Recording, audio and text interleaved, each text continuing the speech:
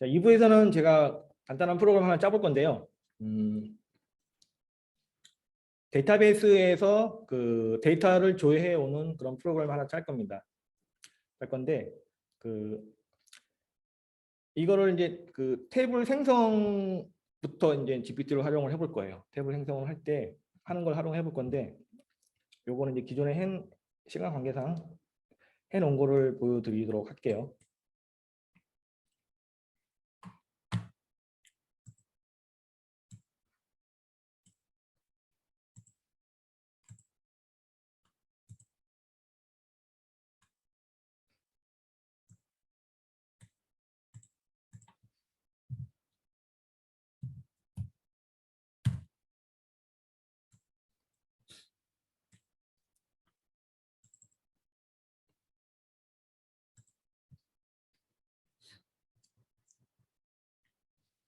자, 사원 부서 급여를 관리할 수 있는 데이터베이스 테이블을 만들면 이렇게 물어봤어요. 네. 그랬더니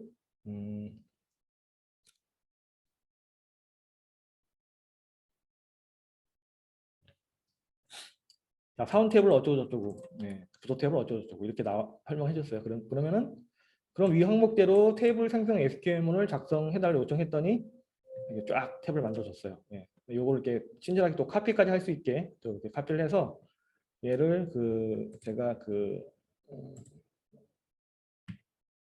MySQL 써서 그대로 카피를 해갖고 와서 이 SQL문을 실행을 시키면 이제 테이블이 만들어지겠죠.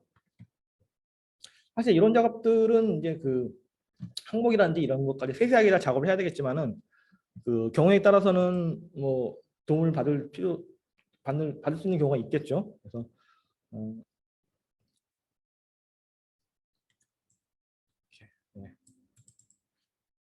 테이블 4개가 GPT를 통해서 만든 그런 테이블이고, 테이블 이름하고 필드명은 제가 살짝씩 바꿨어요. 네. 살짝씩 바꿔주고 기본 항목들은 그대로 얘가 만들어진 걸 사용을 해서 이렇게 테이블 지금 만들어 놨어요. 4개를 만들어 놓고, 자, 테이블 만들고 나서 보니까 이제 데이터를 넣어야 되잖아요. 데이터를 넣어야 되니까 그것도 얘한테 시킨 거죠. 각 테이블에 샘플 데이터 10개씩 넣을 수 있는 인서트문을 작성 명령했더니 이게 쫙 만들어줘요. 만들어주는데 보니까 이게 이름의 영문으로 들어가서 제가 딱 중지를 딱 시키고 다시 한글로 넣어줘 했더니 또 죄송하다고 또 여기까지 하네요. 예, 실수로 또 실수를 인정하네. 예, 영문으로 작성했습니다. 다시 한글로 작성해 드리겠습니다 하더니 이렇게 딱 만들어줬어요. 뭐 박보검도 나오고 뭐 아이유도 나오고 막 유재석도 나오고. 예, TV를 좋아하나? 예. 얘도 홍길동은 안 빠지네요. 예, 1번의 홍길동이네요. 예, 이렇게 나와서 10개를 만들어 주고서 이렇게 얘를 그대로 카피를 해가지고 실행시키면 데이터 들어가겠죠. 부서 테이블, 영업, 마케팅, IT, 재무. IT는 다 있네요. 예. 자, 급여 테이블 이렇게 해서 또 중간에 하다가 끊겨가지고 얘가 답변을 안 하길래 다시 해달라고 하니까 다시 또 만들어줬습니다. 그래서 얘를 갖다가 이제 그대로 가져다가 실행을 해서 이렇게 데이터를 넣어놨습니다. 네. 이런 식으로 employee 데이터가 들어가 있어요. 이렇게 해서 간단하게 이제 데이터베이스를 작성을 했고, 이걸 델파이에서 이제 조회해 볼 수 있게 하는 프로그램을 짜는 거죠.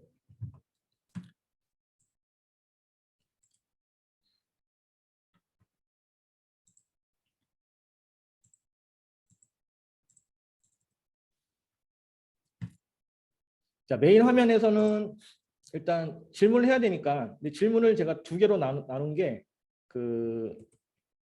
이 질문을 이제 API로 던질 거기 때문에 단발성으로 던져야 되니까 질문 하나에 대한 내용을 다 집어넣어야 되죠. 그래서 메모장에다가 이제 질문을 미리 넣어놨는데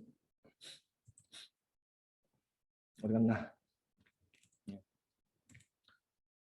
자, 얘가 만들어진 테이블 크리에이트문을 그대로 갖고 와서 여기다 이제 주석을 넣었어요. 예, 물론 얘가 만든 거긴 하지만은 이제 지가 또 다르게 인식할 수 있으니까 한글로 이제 질문을 한글로 물어보는 게 더 나을 수 있으니까 뭐 부서 아이디, 뭐 부서명 이런 식으로 이제 한글로 물어봤을 때 그 한글명하고 그 테이블의 칼럼명하고 일치를 해야 되니까 걔를 주소로 표현한 거죠. 그럼 얘가 알아듣겠죠? 예. 표현을 하고 이렇게 테이블하고 야 이런 테이블이 있어. 근데 이거는 이제 이 프로그램 안에서 계속 이 탭을 사용할 거기 때문에 이건 항상 질문 앞단에 계속 들어갈 거고 뒷단에서 이제 내용이 바뀌겠죠. 그렇기 때문에 얘를 아예 픽스를 시켜 놓은 거예요. 그래서 어떻게 보면 학습시키는 거라고 볼 수 있는 거고요. 이렇게 픽스 시켜 놓고서 자 위와 같은 구조의 테이블이 있는데 이 다음 값을 표현을 하고 이제 다음 값을 입력받을 거예요. 다음 값을 구하는 SQL 쿼리문을 한글 설명을 빼고 이게 쿼리문만 주면은 좋은데 가끔 그 쿼리문 앞에다가 한글로 된 설명을 넣어서 같이 보내주는 경우가 있어서 우리는 SQL문만 필요하니까 한글명을 빼고 알려주기만 이렇게 했어요. 근데 제가 테스트를 몇 번 해보니까 그래도 그 자기가 약간 미심쩍은 거일 때는 꼭 토를 달더라고요. 한글로 달지 말라고 이렇게 했는데도 그런 거는 필요하면 뭐 어떻게 한글 빼든가 어떤 다른 방법을 써서 해야 되겠지만은 일단은 이렇게 한글명을 빼고 알려주기 바람을 일단 이걸 넣어놓고 그리고 나서 이제 질문 조합에서 그 추가적으로 들어간 질문을 나열한 거예요. 그리고 미리 정의된 질문의 테이블 정의가 되어 있고 그 이후에 들어간 질문을 해서 이와 같이 어떤 데이터를 조회할 내용을 마음대로 넣으면 되죠. 넣어서 하는 형태가 돼 있고 그리고 데이터베이스를 조회해야 되니까 자 DB 모듈에서 제가 사용하는 데이터베이스에 연결을 하는 FD 커넥션 하나 놓고 그리고 쿼리문을 날릴 거니까 쿼리문을 날릴 수 있는 FD 쿼리를 놓고 얘를 두 개 연결한 다음에 그리고 이제 데이터를 풀어줘야 되니까 데이터를 풀어주는 데이터 소스를 넣고 얘를 그 메인에서 그 DB 그리드에다가 박아주는 거죠. 그러면 얘가 사용한 데이터 소스는 그 제가 여기 D 모듈에 만들어 놓은 여기 만들어 놓은 그 마이 D 모듈을 쓰면 되는 거니까 이렇게 해놓고 DB 쪽이랑 화면이랑 제가 항상 많이 강조를 하는 거죠. DB 쪽이랑 화면 쪽이랑 분리를 시켜 놓고 DB 쪽에서는 아무것도 없어요. 그냥 연결 정보, 쿼리문 담을 FD 쿼리 그리고 화면에 풀어줄 데이터 소스 정의만 들어가 있고 메인 화면에서 조회해온 데이터를 받아올 DB 그리드만 돼 있고 이 안에 어떤 쿼리문이나 이런 건 아무것도 안 들어가 있죠. 얘를 실행을 시켜볼게요.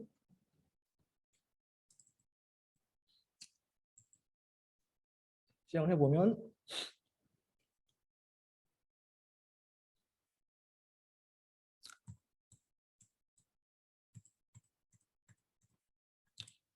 결국 이제 이 안에 있는 내용을 물어볼 거기 때문에 여기다 어떤 내용을 이렇게 넣으면 되는 거죠. 일단 지금 미리 준비를 한 걸 돌려보는 겁니다. 자, 부서명이 질문이 이렇게 돼 있죠, 지금 미리. 근데 이 질문 항상 들어갈 거예요. 이렇게 테이블 돼 있는 것 중에서 부서명이 인사팀인 팀원의 급여 총 합계는 쿼리문이 바로 머리에 떠오르십니까? 날렸더니 쿼리가 왔어요. 그죠? 그럼 얘를 그냥 실행하는 거예요. 나오죠. 이렇게. 다른 질문 해볼까요? 개발팀 전체 인원 리스트를 사번 이름과 전화번호 이메일 급여 같이 구해달라. 쿼리문 날리면은 왔어요. 그죠? 맞는 것 같죠? 실행 나오죠.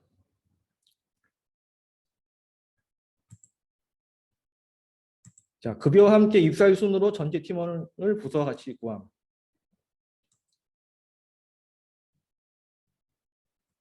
실행 나오죠. 이 과정을 중간에 생략할 수도 있죠. 이렇게 할 수도 있겠죠. 예를 들어서 만약에 얘가 사용자라면 굳이 쿼리문을 볼 필요가 없을 테니까 그것도 빼버리는 거죠.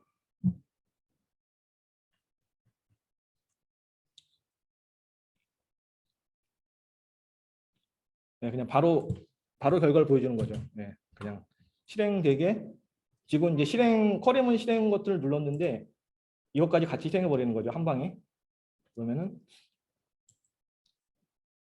결과만 보는 거죠. 결과만. 사용자 입장이라면은 쿼리문이 뭔 말인지 모르니까 필요 없을 테니까 네, 이런 것들은 숨겨져 있을 거고 이렇게 물어본 거죠. 자, 이렇게 팀원은 보면은 결과 나오죠. 예. 그랬더니 뭐 뒤에 컬럼이 뭐 추가될 것 같으니까 추가로 팀원의 이름, 이메일, 부서명과 전화번호를 같이 나열해 달라 하면은 결과가 나오죠. 예.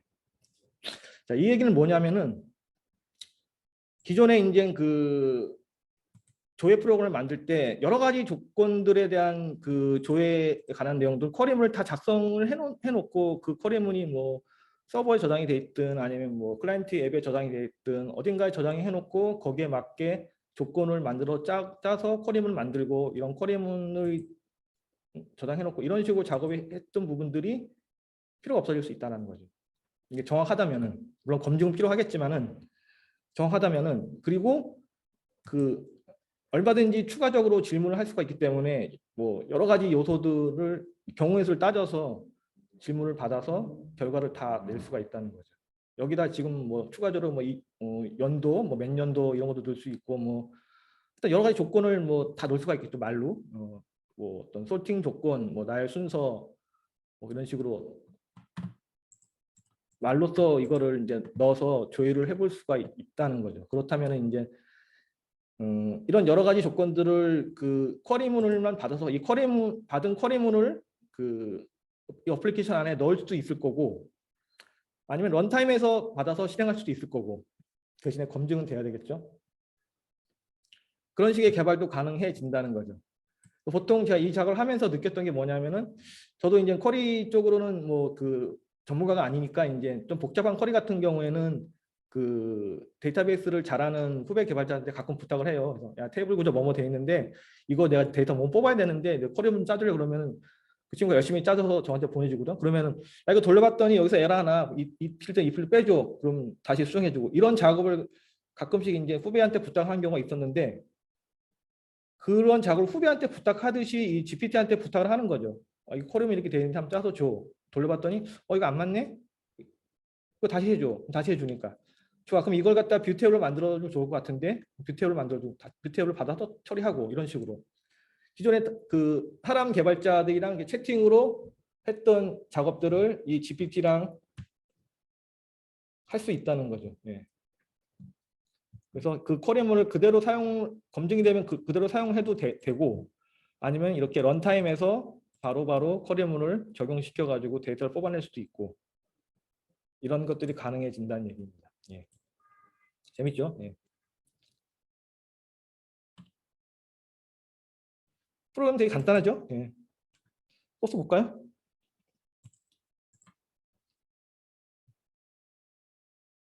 마찬가지로 내 클라이언트 써서 커넥션 정보를 파라미터 정보 놓고 포스트로 날리고 예. 날릴 때 이 질문 내용 요것만 바뀌는 거죠. 이 질문 내용은 기존에 있는 그 메모에 들어있는 그 테이블 정의에 대한 부분 요 내용 플러스 추가적인 질문 추가적인 질문 요거는 이제 그 여기 나와 있는 추가적인 질문 두 개를 갖다가 합쳐서 한 방에 날리는 거죠. 한 방에 날리면은 끝나는 거죠. 그러면 답변으로 날라온 거를 사용하면 되는 거죠. 지금 메모에 저장하고 얘를 쓰면 되는 거죠. 요것만 딱 있으면은 이런 그 데이터베이스 관련된 내용까지도 쿼리문을 받을 수 있으니까 물론 이게 전부는 아니겠지만은 이런 식의 그 형태로 그 앱 하나가 만들어진 거죠. 네. 자,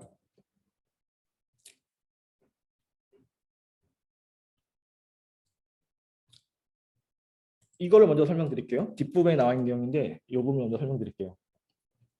대신에 이제 체크해야 될 내용들이 그 어떤 테이블 정보라든지 이런 것들은 사실 뭐 대비가 될 수도 있는 거기 때문에 그런 것들을 보낼 때 조심을 해야 되겠죠. 예.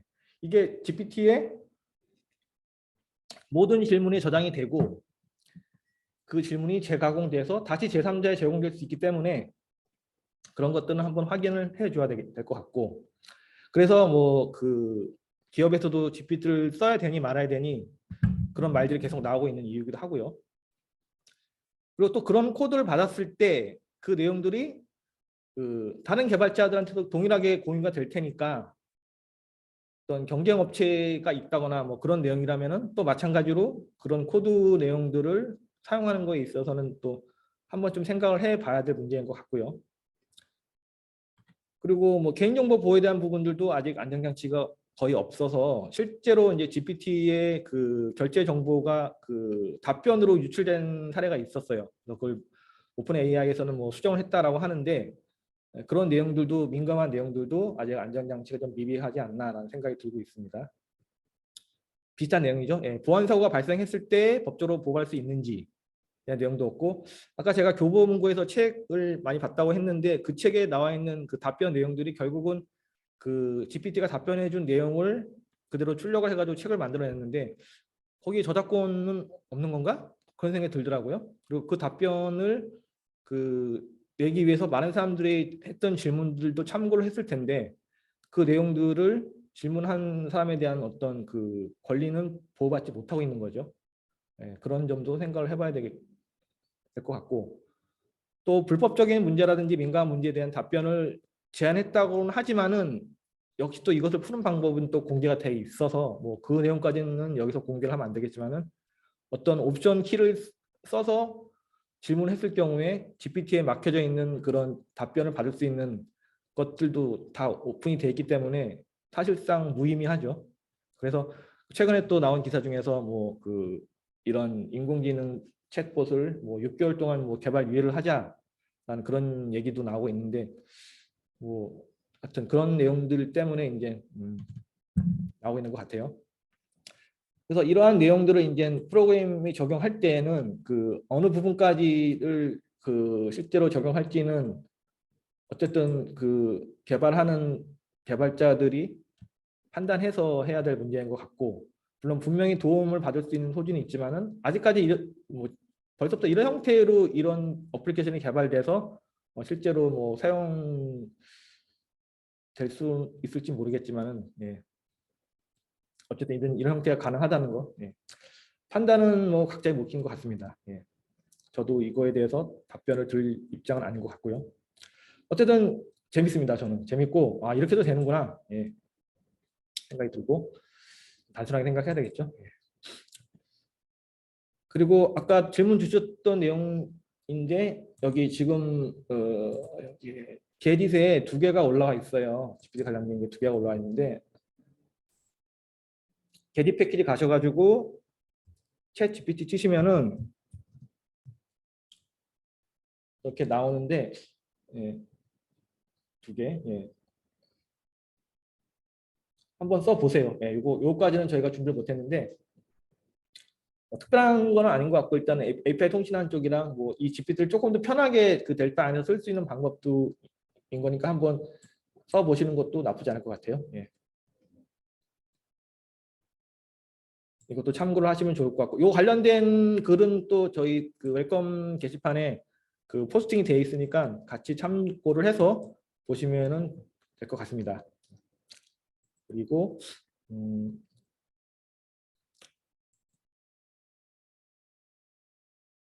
이건 좀 생각해야 될 문제인데 자 개발자 관점에서 장단점이 뭘까 한번 생각을 해봤어요. 근데 역시 그 도움을 많이 받을 수 있기 때문에 시간이 많이 걸리는 작업은 많이 시간이 세이브가 되겠죠. 그리고 그 여유 시간에 좀 더 생산적인 활동을 할 수 있다라는 장점이 될 거고 GPT 도움을 받으면 당연히 프로젝트의 생산성은 올릴 수 있을 것 같아요. 예. 코드가 빨리빨리 나오고 예. 할 수 있으니까 기존에 검색해서 했던 방법보다 훨씬 더 빠를 수 있겠죠. 예. 대신에 검색해서 했던 방법은 그 검색된 내용을 올린 사람이 본인이 직접 해보고서 이렇게 하니까 잘 되더라 하고 그 답변을 올린 거기 때문에 그래도 어느 정도는 검증이 된 걸 수 있지만은 GPT가 얘기해 준 내용은 검증됐는지 안 되는지 모르는 거니까 이거는 답변 받는 사람이 직접 돌려보고서 체크를 해보는 수밖에 없다는 거.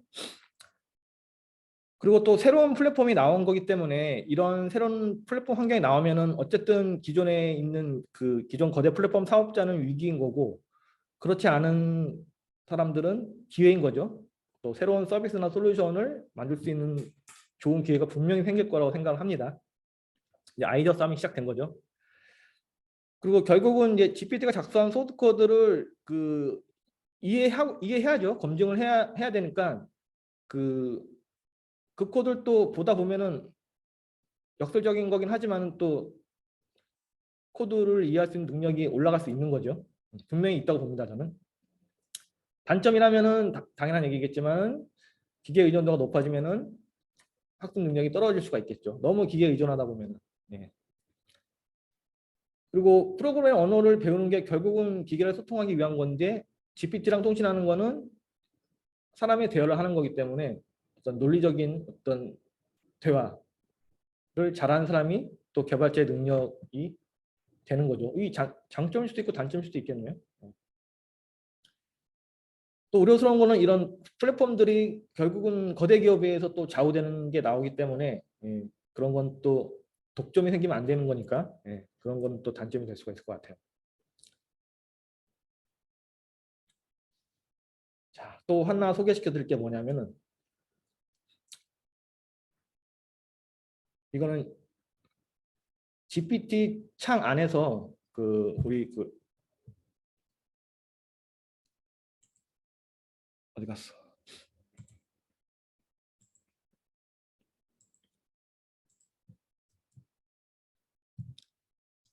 GPT가 서비스하고 있는 게 지금 대화형 창인데 이 안에 대화뿐만 아니라 일종의 어플리케이션이 탑재가 되는 형태라고 보시면 돼요.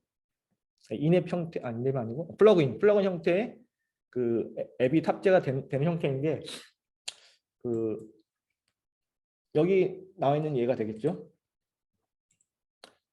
예를 들어서 어디를 여행 갈 건데 그 스케줄 짜더라고 한다면은 스케줄을 받아서 그 스케줄에 맞게 뭐 티켓을 예약을 하고 그리고 뭐 호텔 예약하고 이거 하는 거는 이제 사람이 하는 거잖아요. 그 앱을 실행해서. 근데 그 여행 앱이 이 GPT 안에 탑재가 돼서 먼저 정보를 보여준 다음에 이거대로 예약을 하겠냐고 물어보고 사람이 오케이를 하면은 이 여행 앱에 예약까지 해주는 거죠. 대신에 그 여행 앱이 그 플러그인 형태로 이제 이 안에 들어가 있어야 되는 거고 그런 서비스를 하기 시작했다는 겁니다. 예. 그리고 아까 그 Q&A 창에 올라온 것도 마찬가지로 또 논문을 읽고서 요약을 해주는 문서를 만들어준다. 보시면은 기존에는 텍스트 질문뿐만 아니라 어떤 바이너리 파일을 전송을 해서 얘가 그 파일을 가지고서 그 답변을 낸 다음에 어쨌든 워드 파일을 만들려면 오피스가 있어야 되니까 오피스 워드 플러그인을 써서 그 파일을 만들어 주고 그 파일을 사용자한테 전송을 해준 형태가 되는 거죠. 그리고 메신저 같은 것도 뭐 답변하기 귀찮으면 얘한테 시켜가지고 대신 답변하게 해줄 수도 있는 거고요. 받는 사람 입장에서는 실제로 사람이 답변했는지 GPT가 답변했는지 모르니까. 그리고 영상 편집 같은 것도 영상 편집을 하려면 예를 들어서 뭐 영상이 3분짜리인데 중간에 뭐 2분 몇 초부터 몇 초까지 끊어줘 라든지 영상의 내용까지는 해석을 아직 못하는 것 같은데 만약 그게 가능하다면은 이 영상의 어느 부분들이 누가 나오는데 그 부분에 빨간 옷 입은 사람 얼굴 모자이크를 해줘 이렇게 얘기를 해가지고 중간에 빨간 옷 입은 사람 나왔을 때 얼굴 모자이크를 해준다든지 뭐 그런 것도 가능하겠죠. 기타 등등. 이런 서비스를 이제 하기를 시작했는데 그거는 영상을 하나 볼게요. 그나마 제가 조금 괜찮은 영상을 찾았는데 혹시 광고는 봐야 될 것 같고요. 건너뛰고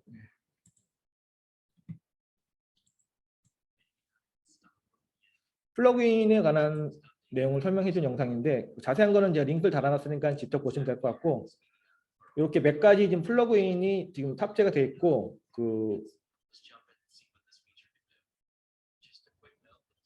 요거는 지금 신청을 할 수가 있어요. 근데 요 신청하는 거는 그 개발자로서 신청하는 것도 있고 또 요 플러그인을 사용하는 신청자로 두 개가 같이 들어가 있어요. 그래서 신청을 해서 그 개발자로 할 건지 아니면은 뭐 사용자로 할 건지에 대한 구분이 돼 있고 그렇게 몇 가지 플러그인 탑재가 돼 있고 이 플러그인을 그 질문자가 선택을 하는 거예요. 선택을 해서 중간에 끊어서 한번 여기 보면 이제 호텔 이게 이제 호텔 예약하는 그 플러그인인데 요 플러그인 앱을 이용해서 자기가 호텔을 예약하는 걸 보여주는 거예요. 네, 볼까요? 자, 여행 계획을 짜달라고 얘기를 해서 얘가 쭉 어쩌고저쩌고 뭐 답변을 줘요. 호텔이 어디가 좋고 막 나오고. 근데 이거는 자기가 갖고 있는 정보죠, GPT가. 그리고 사용자로 하여금 선택을 하게 하는 거죠. 어떤 걸 선택을 할지. 사용자 선택을 하면은 뭐 추가적인 질문도 할 수 있는 거고요. 네. 추가적인 질문을 해서 답변을 받고,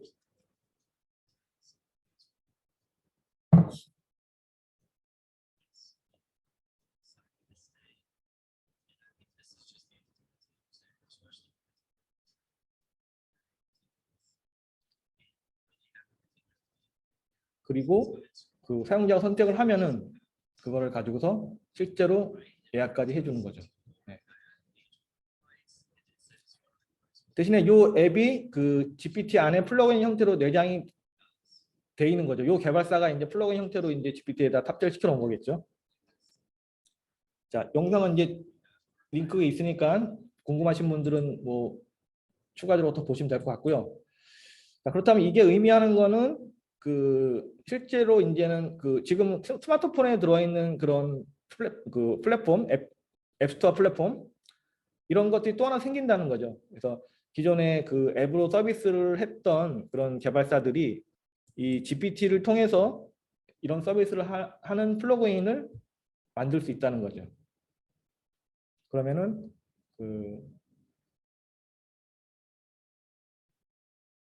그러니까 이게 어느 정도는 공존이 되겠죠. 앱뿐만 아니라 그 플러그인 통해서 GPT 통해서 그 앱 서비스를 사용할 수 있게 하는 거기 때문에. 근데 이거를 또 만드는 방법도 재밌어요. 여기 링크를 걸어놨는데 이거는 플러그인에 관한 설명이고요. 요거는 링크도 한번 다 보세요. 여기 플러그인에 관한 설명이고 몇 가지 예가 나와 있고, 그리고 두 번째 링크는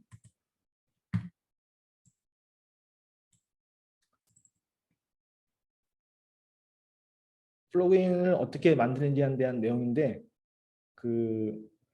조금 재미있는 게 설명을 기존의 어떤 뭐 서버라든지 뭐 어떤 플랫폼하고 연동하기 위해서 인터페이스를 만들 때 만드는 인터페이스가 뭐 어떤 정례화된 그런 인터페이스 형태로 만들어지는 게 아니라 그냥 설명 형태로 넣어달라고 해요. 그러니까 마치 사람한테 설명하듯이. 그래야지 얘가 더 잘 알아먹는다. 그런 식으로 돼 있어요. 그래서 어쨌든 그런 식으로 이제 사용법을 알려주고, 그리고 플러그인을 만드는 형태를 이 문서를 통해서 설명을 해줘요. 설명해주기 때문에 지금은 이제 정식 서비스를 뭐 이것도 역시 베타 서비스 같은데, 저도 일단 등록을 해놨는데 뭐뭐로 등록을 해놨는데 아직 어떻게 진행되는지 잘 모르겠고요. 절감을 받는 거는 제이슨 통해서 하는 거기 때문에 그렇게 만드는 건 어렵지 않은 것 같아요. 어렵지 않은 것 같고, 문서 잘 보고 또 관련된 영상 보면서 참고를 하면은 여기에 플러그인을 넣을 수도 있고, 만들어 넣을 수도 있고, 또 사용할 수도 있고, 그런 형태가 될 수 있을 것 같습니다. 자, 이거가 의미해주는 거는 챗 GPT 입장에서 봤을 때는 더 강력해지는 거죠. 어떤 서드파티 개발사들의 어떤 그런 인터페이스까지 내장하는 거기 때문에 기존의 단순한 언어적인 답변뿐만 아니라 어떤 기능적인 거, 뭐 문서를 만든다든지 어떤 예약을 한다든지 어떤 기능적인 것까지 다 할 수 있기 때문에 그런 플랫폼들이 더 강력해질 수 있다는 거죠. 그래서 개발자 입장에서 봤을 때는 관심 있게 좀 지켜봐야 할 필요가 있을 것 같아요.